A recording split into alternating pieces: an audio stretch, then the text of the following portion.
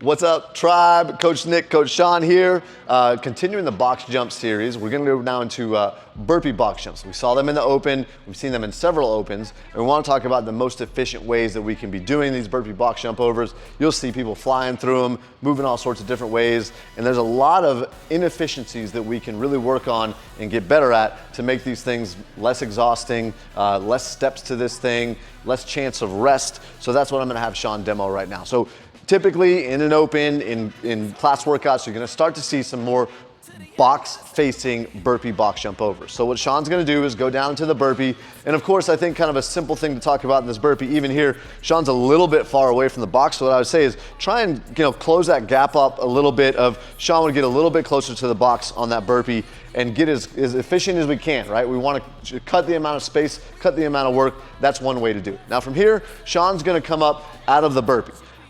He can step, and then start his box jump over, which was what we worked on last week on the box jump over. So if you haven't seen it, go back, check those out. So box facing, box jump over. He stays low, step to the other side, and then he kicks down to his burpee. So this thing really starts to become all about steps. So I'll have Sean go from the top. So the steps would be dropping down to the ground, that's step one. Step two would be coming out of the burpee, 1 foot stepping forward. Step three, the opposite foot.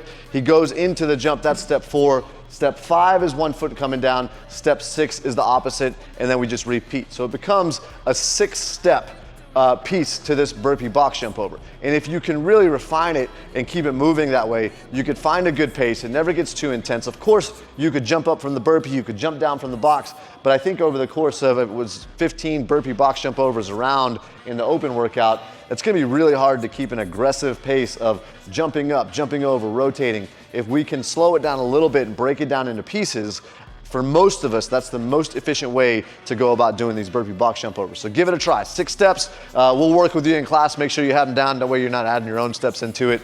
But it's worth a shot. It's worth doing. I think play with it. It'll help with your pacing. So go for it. Give it a try. We'll see what you think.